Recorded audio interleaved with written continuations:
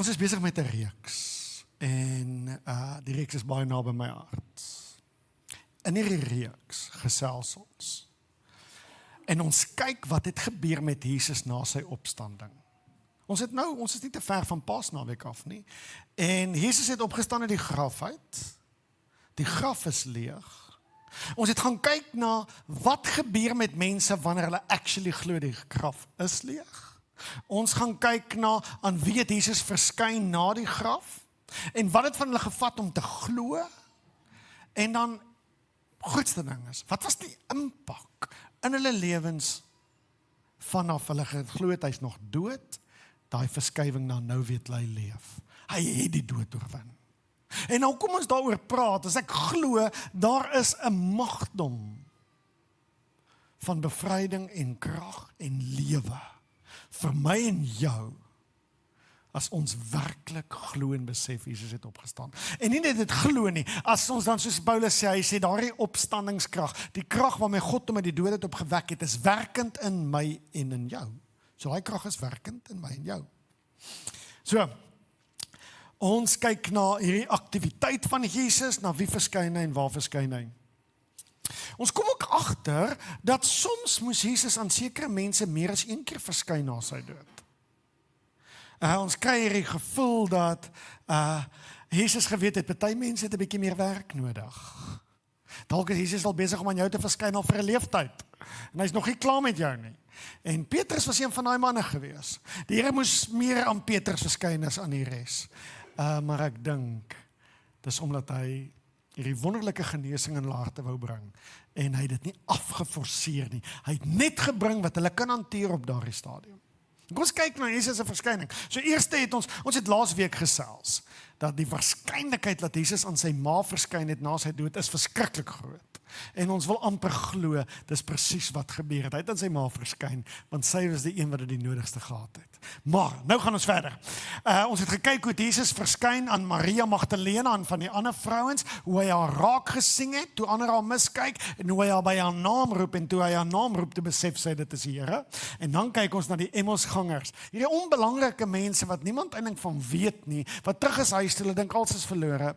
En Jesus kies om saam met hulle 'n lang pad te stap na Emmaus toe. Hy kies om aan hulle die woord te openbaar en dan kies hy om saam met hulle te eet. En as die oomblik toe hy saam met hulle eet, is daai personal relationship, toe gaan hulle oë oop en hulle besef, maar dit is Jesus wie gekruisig is. Hy lewe. En die ongelooflike verandering in hulle lewe. Ons het oor hierdie goed gepraat, julle kan gaan kyk en dit gaan soek. Ons kyk vandag na ou liewe Petrus. Ek is so bly Petrus is in die Bybel. As hy nie daar was, sou ek dit nie teen nie wou lees nie.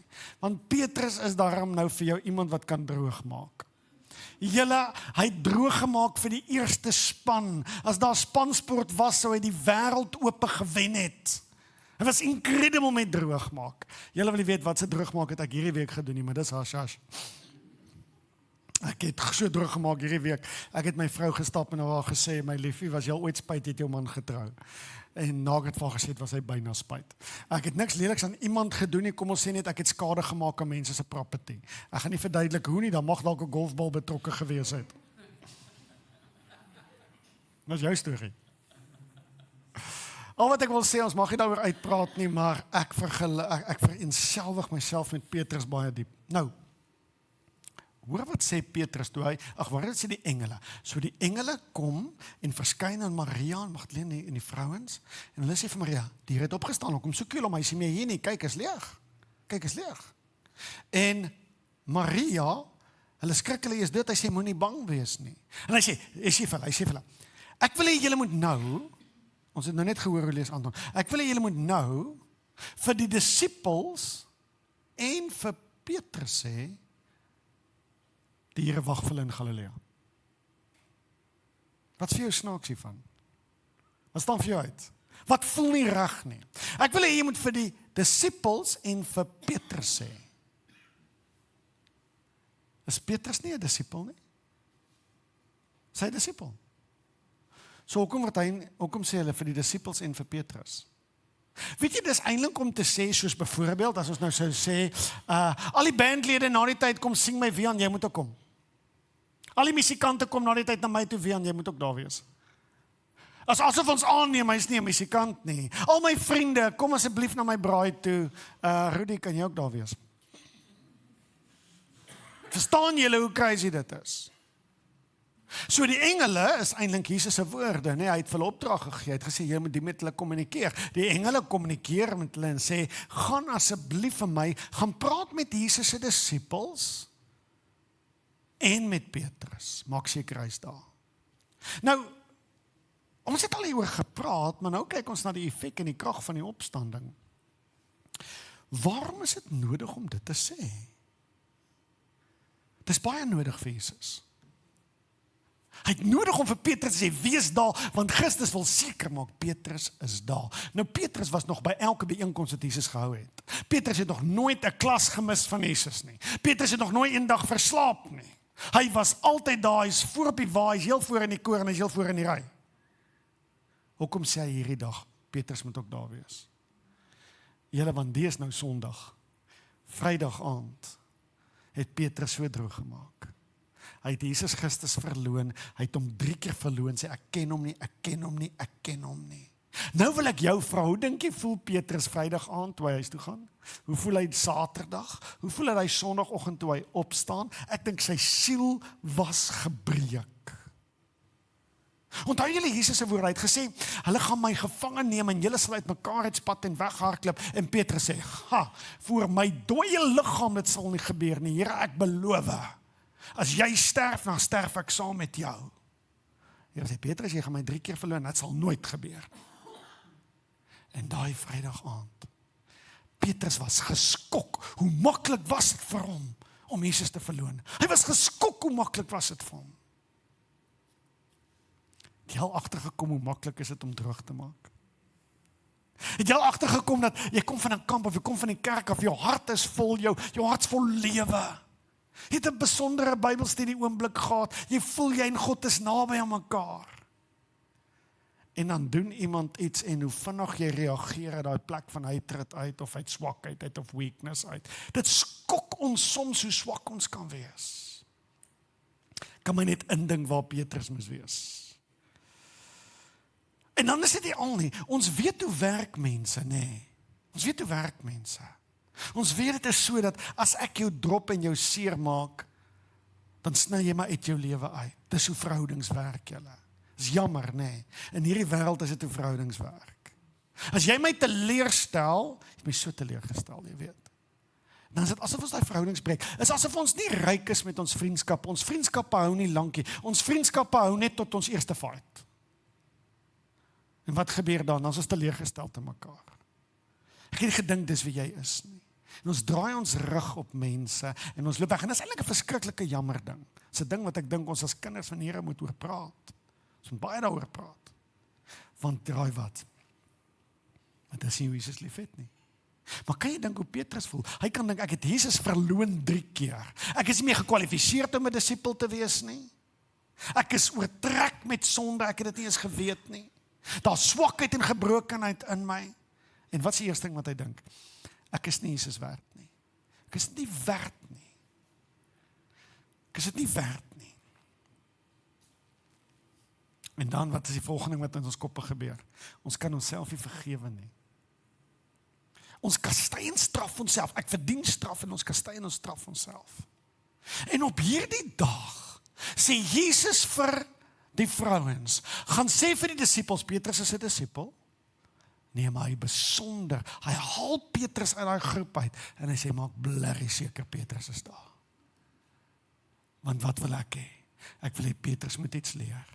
Petrus, my liefde is nie soos jou liefde nie. Hoe is ons mense liefde? Ons mense like mense wie ons like. Ons raak lief vir mense wie ons lief is. Ons is lief vir mense wat die regte goeders doen.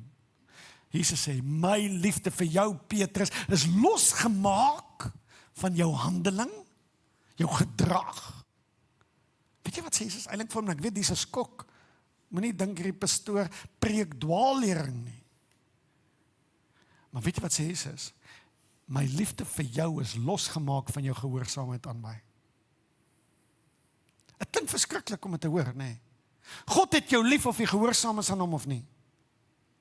God se liefde is nie vasgemaak in jou gedrag nie. Jou vooruitgang is vasgemaak in jou gedrag. Jou vryheid is vasgemaak in jou gedrag. Jou vrede is vasgemaak in jou gedrag. Jou blydskap en jou, ek wil amper sê, jou potensiaal vir vorentoe is vasgemaak in jou gedrag. Maar een ding wat nie vasgemaak is in jou gedrag nie, is hoe lief God jou het nie. En hoe lief Jesus vir jou is nie. Jy het kinders. Jy nog nie? Het jy al ooit opgehou lief wees wanneer jou kind droog maak? Het jy opgehou lief wees vir jou kind? Jy wil hulle ophang, jy wil hulle terugstuur na die Here toe,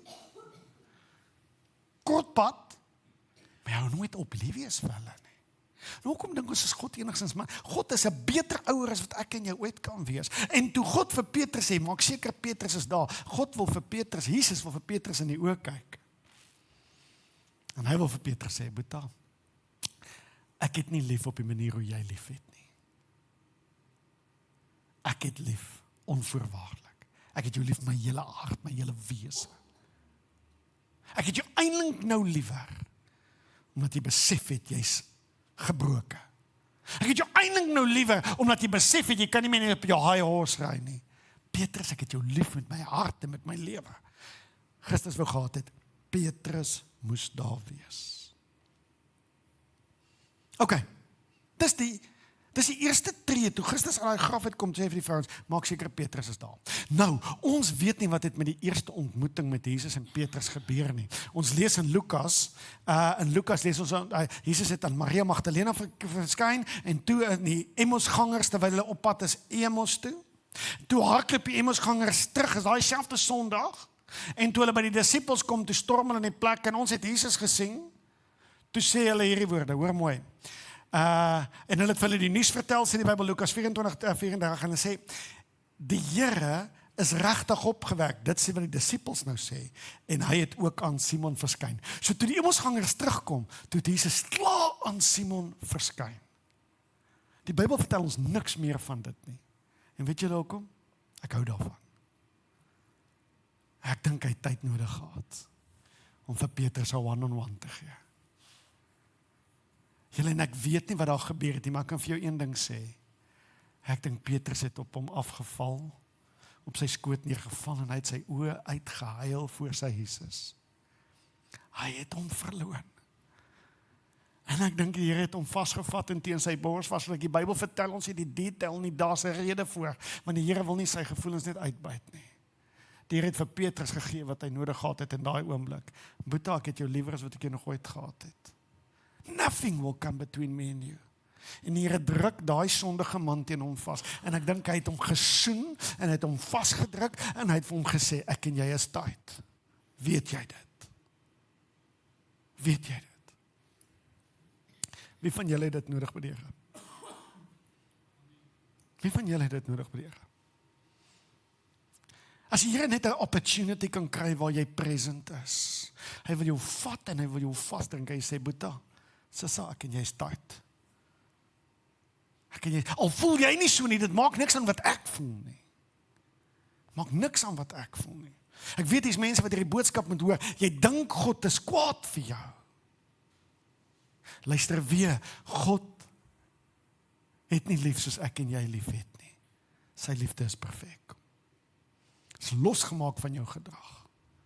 Jy moet hoor vandag. Nou, so daai eerste geleentheid, sê die Bybel net, is, die Here het aan Simon verskyn.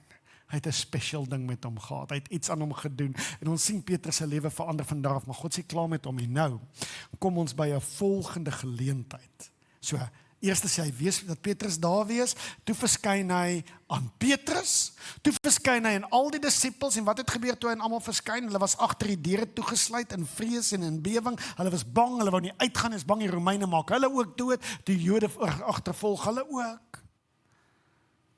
En toe hulle weer sien te verskyn, Jesus in hulle midde, en Petrus was daar, want die Bybel sê vir ons is net Judas. Is net Thomas wat nie daar was. So ons weet Petrus was daar. En die Here het hulle verskyn en gesê, moenie bang wees nie. Ek dink die grootste ding wat God vandag vir jou wil sê is, moenie bang wees nie. As jy die opstanding van Christus glo, as Christus in die doderyk kan afgaan, hy kan die sleutels van die doderyk by Satan vat, Hy kan die in die doderyk verkondiging aan hulle bring, hy kan hulle bevry, en hy kan terugkom. Waarvoor kan ek en jy bang wees? Vir die einde van die maand? Waarvoor kan ons bang wees? Waarvoor kan ons bang wees? Jesus die eerste ding toe hy hulle sien, hy sê, moenie bang wees nie. En toe doen hy 'n tweede baie mooi ding, en ek love it. En hulle was baie bang, hulle het gedink hy is 'n gees. Want hulle weet hy is doodgemaak. En toe gaan sit en toe sê hy, gee vir my kos, ek is honger. Ek love dit. Weet jy waartoe vat Jesus hulle? Hy vat hulle na relationship toe. Hy kom nie met 'n klomp teologie nie, hy kom sit en hy eet brood en vis saam met hulle. Ek love dit. Ek love dit. Hy kom preekie vir hulle, hoekom is julle so ongelowig nie? Hy kom eet 'n meal saam met hulle. En partykeer is dit die goeters wat ons mis in die Bybel. Maar ek wil hê jy moet sien, dis wie God is. Maar toe is daar nou, die Bybel sê dit, die derde verskyning aan die disippels. Maar uiteindelik 'n meeting met Petrus nog gehad, hy is nog nie klaar met Petrus nie. Daar was 'n derde verskyning van Jesus aan die disippels, die Bybel sê is die derde verskyning. En in hierdie verskyning, onthou jy het vir die vrouens gesê, gaan sê vir Petrus, of die disippels en vir Petrus, ek gaan hulle in Galilea ontmoet.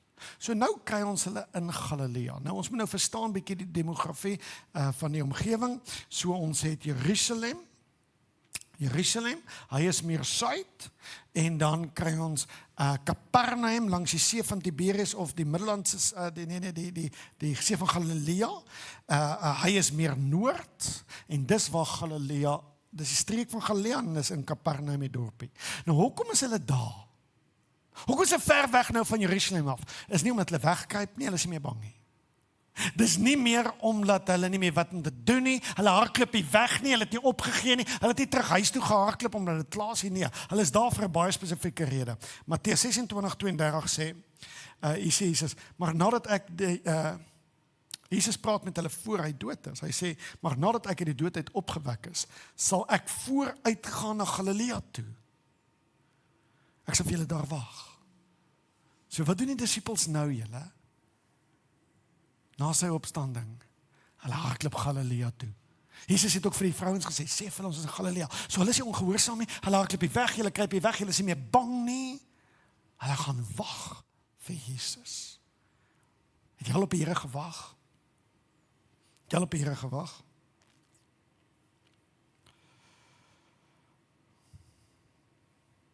So wat doen hulle nou? En hier is die Bybel, ek wil nou hierdie stuk lees. So hulle is besig, sit daar minding hulle own business. Petrus sê, kom ons gaan vang vis. Kom ons gaan vang vis. Dis altyd 'n goeie ding. As jy nie weet wat om te doen nie, jy is onseker oor die toekoms, gaan vang vis. En hulle gaan vang vis.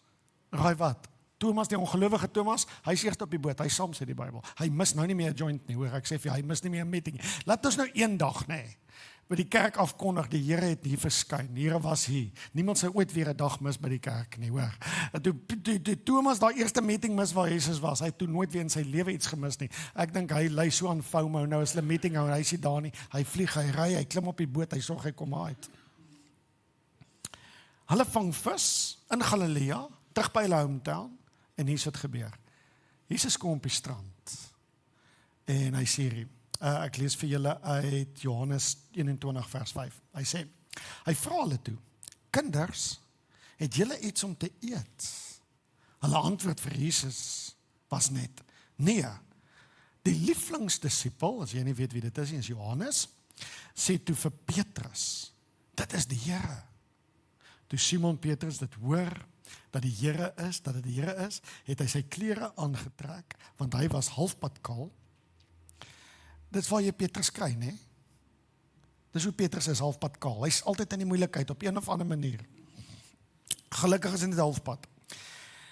Hy het sy klere aangetrek, want hy was halfpad kaal, en hy het in die water ingespring, en die ander disippels het so lank met die bootjie nader gekom, want hulle was ver van die land af. Hulle was ongeveer 100 meter. So hierdie hele gebeurtenis, wat het hier gebeur?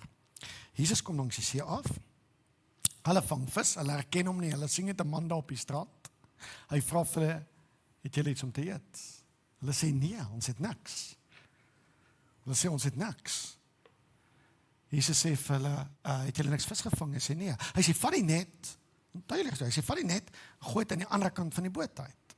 Die disciples gooi die net aan die ander kant van die boot uit, en toe die net val, toe is die net vol vis. Die Bybel sê, ek dink 153 visse. Massiewe visse, sê die Bybel. Groot visse, vang hulle. Toe hulle omkyk, toe sê Johannes, ek dink dit is die Here, of ergens met die lig aangaan, hy spring in die water, Petrus spring in die water, hy swem na Jesus toe. Die ander disciples het slank met die bootjie nader gekom, want hulle was ver van die land af, ongeveer 100 meter, en hulle het die net met visse land toe gesleep. Toe hulle aan die land kom, sien hulle 'n vuurtjie met 'n vis wat daarop lê, en daar was ook brood. Jesus sê toe vir hulle, bring die vis wat julle sopas gevang het. Simon Petrus het in die boot ingeklim, en die net gaan haal en getrek, en dit was vol groot visse, 153 van hulle. Hulle was daar, al was daar so baie, het die net nie geskeur nie. So Jesus verskyn aan hulle op 'n baie spesifieke manier. En hy het 'n spesifieke interaction met Petrus. En hy sê vir hulle, wat, het julle vis gevang? Nee, ons het die vis gevang nie. Gooi die net aan die ander kant uit. Hulle vang 'n vol net, maar die net skeer nie. Vol 153 visse. Hy sleep hulle land toe. Waar laat dit jou dink? Wat is die tydsrekening? Hier is dit nou, die is nou, na die disciples 3 jaar saam met Jesus geloop het, en dit is na Jesus gekruisig is, begrawe is en opgestaan het, gebeur hierdie ding. Wat het gebeur voordat Jesus gevolg het? Weet julle wat, hier is die interessante ding. Die meeste mense ruil hierdie 2 stories om. Kom vertel julle gou. Voordat hulle Jesus gevolg het, was Petrus en Jakobus, hulle was vissermanne. Van die disciples was saam hulle vissermanne, en waar was hulle? Voordat hulle Jesus, ons praat nou van na hulle Jesus gevolg het, na Jesus opstanding, en hulle het vis gevang saam hulle pa, ek dink is Zebedeus.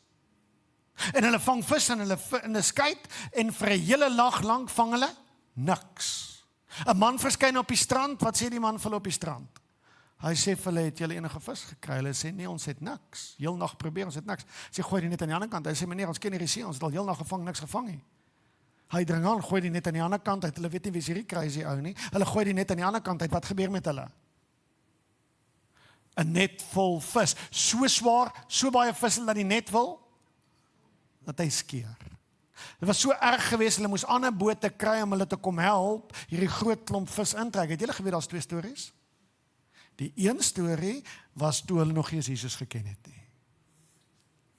Die tweede storie is nadat hy die doodheid opgestaan het. Is dit nie te vreemd nie? So as jy iets in die Bybel agterkom wat so vreemd is, kyk baie noukeurig, jy gaan iets raak sien wat jy moet weet. Gaan iets raak sien wat jy moet weet.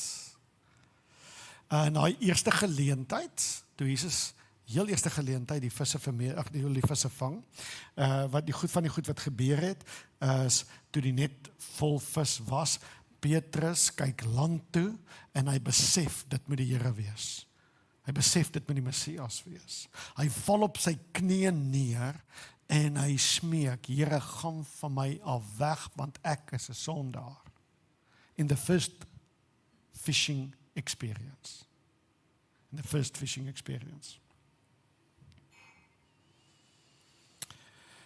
So nou, hulle het 3 jaar saam met hom gewandel, geloop, hulle het saam met Jesus geëet, geleef, hulle het hom gesien gekruisig word, hy's begrawe, hy's uit die graf uit op. Nou sê hulle, wag vir my in Galilea, waar is hy geleë? Is langs die see van Tiberias, in Kapernaum. Hulle klim op hulle pa se bote, hulle gaan uit, hierdie keer nie omdat hulle moet nie, hulle het tyd om te mors. Hulle wag vir Jesus. En hier gebeur presies dieselfde ding. Wat dink jy wil Jesus vir hulle sê? Toe hulle uitklim, maak Jesus vir hulle ontbyt. Hy maak vir hulle visgaar, hy maak vir hulle brood, en hy sê vir hulle eet. Ek gou 'n paar goeters uitwys, en dan gaan ons afsluit met iets.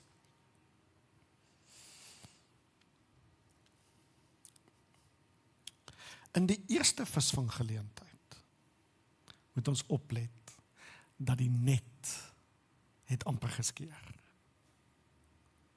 In die tweede visvanggeleentheid sê die Bybel duidelik, die net het nie geskeur nie, alhoewel hy vol was met groot visse. Die eerste visvanggeleentheid kom God en hy sê vir Petrus en die disippels, volg my. Dis hulle apprenticeship. By die tweede keer sê hy vir manne wat geweet het nie hoe lyk dit verder nie, toe gee hy vir hulle sendingwerk, hulle roeping. Hy gee vir hulle roeping. Hy sê, gaan dan nou uit en maak disippels. Hy gee vir hulle 'n roeping. Weet jy wat sê hy vir hulle? En eintlik vir Petrus, want hy het 'n goed gesprek met Petrus gehad, hy sê van Boeta, jy het my gevolg, daar was nog steeds sonde, jy het my verloon.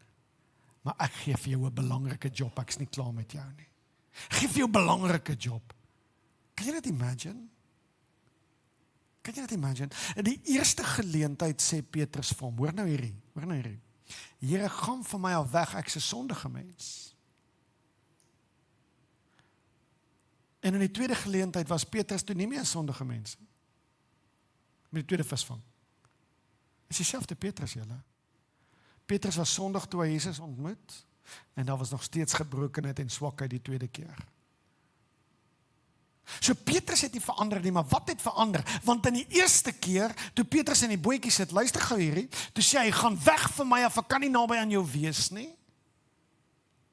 Die tweede keer was hy dieselfde sondige Petrus met dieselfde foute, en inteendeel lyk sy foute of hulle 'n bietjie groter geraak het. Maar wat doen hy? Hy spring in soos 'n kind in daai see en hy swem en hy kan nie wag om by Jesus te kom nie. What changed? What changed? Die eerste geleentheid leef Petrus nog onder die Oud-testamentiese beeld van wie God is. God is die regter, hy straf reg en verkeerd en gebrokenheid word vernietig en word gestraf. Die eerste geleentheid. Here, ek is 'n sondige mens, jy kan nie naby aan my kom, as jy naby aan my kom sal ek sterf, want dis wat hulle geglo het. Hulle kan nie naby aan God wees nie. Daar moet afstand tussen hulle en God wees, want as hulle naby aan God kom, kan hulle sterf, want hulle is vol sonde. Die tweede Petrus is nog steeds vol sonde, hy kan nie wag om Jesus te gryp en om te omhels nie. Wat het verander? Eenvoudig. Petrus het nie verander nie. Maar sy beeld van wie God is, het verander. In die eerste geleentheid was hy bang vir God. Want hy is 'n sondige mens. In die tweede geleentheid, ek wil amper sê, die sondes wat hy vroeër gedoen het teenoor Jesus te verloon, as jy daai twee goeders langs mekaar sit, hy's nou 'n professionele sondaar. Hy sondig nou vir die eerste span. Hy's gebroken. Maar hy weet, hy's veilig by hierdie Christus. As jy voel jy maak druk, as jy voel jy's ver van God, as jy voel daar's gebroken in jou siel en jou hart, jy misluk, hardloop jy weg of hardloop jy na? Want dis wat die goeie nuus vir Petrus gedoen het. Toe Christus uit die graf uit opstaan en Petrus hardloop weg en hy kruip weg uit skande uit en Jesus verskyn daai eerste keer aan hom toe, restore iets in Petrus wat nog nooit in hom restore het nie. Petrus geweet, hy verdien straf, hy verdien die dood, hy het Christus verloon, maar Christus vat hom en hy druk hom en hy sê vir die girls, Petrus moet daar wees, ek is nie klaar met hom nie. En Petrus het soveel liefde by Jesus gekry, dat die tweede keer toe hy Jesus sien, toe hardloop in die weg van hom af, hy hardloop na hom toe. Hy hardloop na hom toe. En op die manier hoe ek en jy ouerskap doen, soms kry ons dit reg, soms kry ons dit verkeerd. Soms kry ons dit reg, soms kry ons dit verkeerd. Weet, as jy jou pa teleurstel, en ek het, as my pa vir julle moet sê, hoeveel keer het ek droog gemaak, die geneigtheid is om baie vinnig ver weg afstand tussen jou en jou pa te kry. Jy is lus om by 'n maatjie te gaan oorslaap vir 3 weke. Jy vat jou tasie, jy wil afstand tussen jou en jou pa kry. Maar dan kom 'n dag en 'n tyd, waar jou pa se hart leer ken en jy weet, al is jy die stoutste kind op aarde gewees, is jy veiligste by jou pa. Is jy veiligste by jou pa.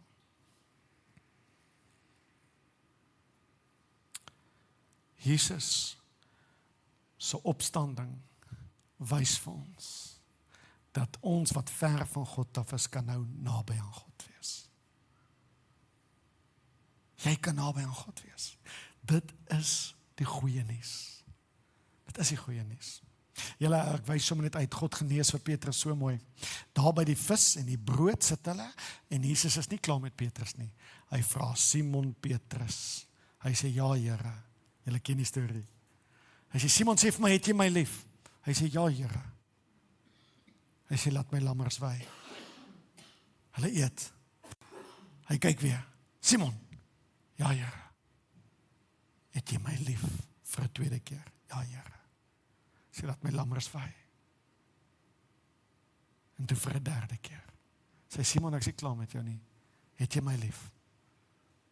Petrus antwoord aan my, sê, Here, U weet dat ek U lief het. Wat dink jy doen Jesus daar? Petrus het hom Vrydag aan 3 keer verloon. 3 keer verloon. Jesus kom na hom toe en sê, ek en jy is tyd. 3 keer bevestig Christus. Sê, ek en jy is lief vir mekaar. Hy maak reg. Hy genees. Jy sê, ek en jy is geneig, as ons dink, ons stel God te leer, om afstand tussen ons en God te kry. Petrus het hier geleer.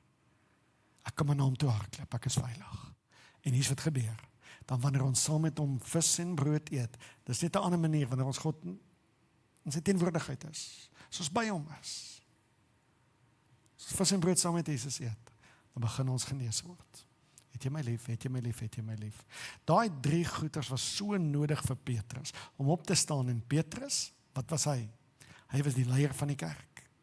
Hy het opgestaan en Jesus sê, op hierdie rots sal ek my kerk bou. Ek wil jou vra vandag, wil jy nie bietjie na God toe hardloop nie? Met jou foute, met jou skete, met jou gebrokenheid. Ek dink jy sal verras wees, hoe gaan hy jou hanteer? Ek dink jy sal verras wees. Hy verlang na jou. Hy mis jou. Dis kinders wie hy mis. Hy mis jou. Weet jy hoe erg moet dit wees vir 'n pa? Om te hoor jou kind dink jy's kwaad vir hom. Maar al wat jy vir jou kind het is liefde.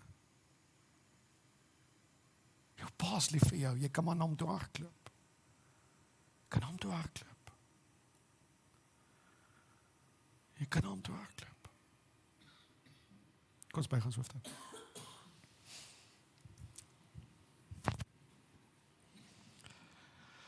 Ai my Jesus.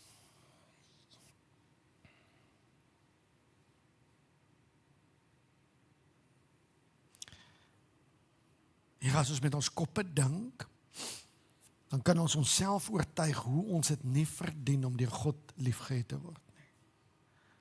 Ons kan onsself oortuig van wat alles fout is en hoekom ek straf verdien.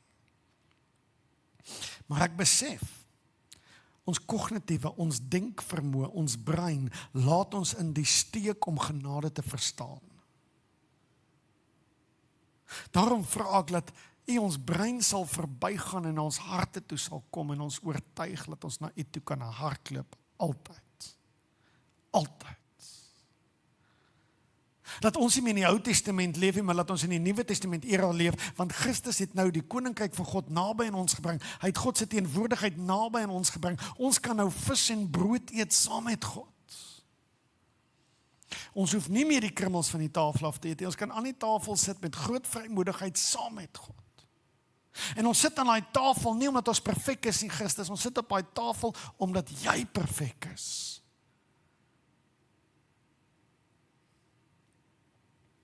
Help ons. Dit sal die grootste tragedie wees as ons almal tot by die voordeur van God kom. En ons gaan huis toe en hy het gesê, jy het tot by my voordeur gekom en my deur was oop en jy kon aan die tafel saam met my sit en eet. Here, help ons om saam met U fees te vier. Bid dit in Jesus naam.